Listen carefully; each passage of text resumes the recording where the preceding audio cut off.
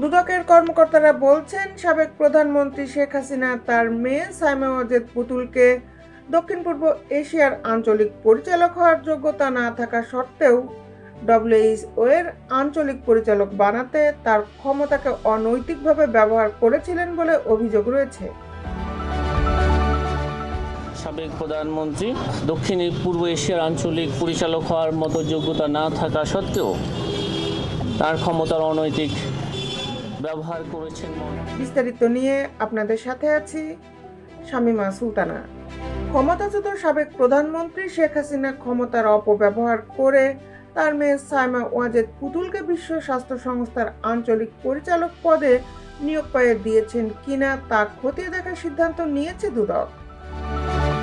দুদকের মহাপরিচালক আক্তার হোসেন বুধবার সাংবাদিকদের বলেন, এ বিষয়ে একটি অভিযোগ পাওয়ার পর কমিশন তা অনুসন্ধানের সিদ্ধান্ত নিয়েছে।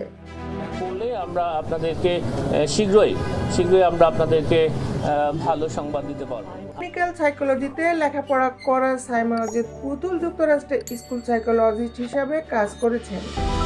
তার মা শেখ হাসিনা তাকে অটিজম ও নিউরো ডেভেলপমেন্টাল ডিসঅর্ডার বিষয়ক বাংলাদেশ জাতীয় উপদেষ্টা কমিটির চেয়ারপারসনের দায়িত্ব দেন।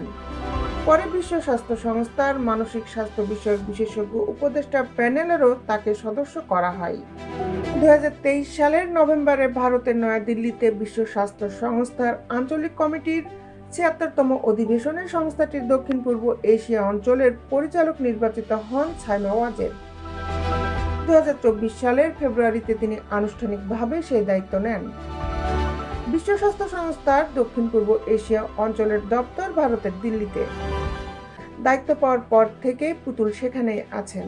দুদক কর্মকর্তা আক্তার হোসেন বলেন, সাবেক প্রধানমন্ত্রী শেখ হাসিনা তার মেয়ে সাইমা ওয়াজেদ পুতুলকে দক্ষিণ পূর্ব এশিয়ার আঞ্চলিক পরিচালক হওয়ার যোগ্যতা না থাকা সত্ত্বেও ডব্লিউএইচও এর আঞ্চলিক পরিচালক বানাতে তার ক্ষমতাকে অনৈতিকভাবে ব্যবহার করেছিলেন।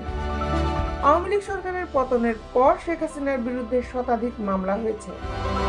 তার মেয়ে পুতুলের বিরুদ্ধেও একাধিক মামলা হয়েছে, যার মধ্যে দুদক একটি মামলা দায়ের করেছে তথ্য গোপন ও ক্ষমতার অপব্যবহার করে পূর্বাঞ্চলে পুতুলের নামে প্লট বরাদ্দের অভিযোগে। উক্ত অভিযোগের প্রাথমিক তথ্যাদি যাচাই শেষে অনুসন্ধানের সিদ্ধান্ত নিয়েছে দুর্নীতি দমন কমিশন। দেশ বিদেশের আপডেট নিউজ পেতে আমাদের সাথেই থাকুন। Justice television, Dhaka.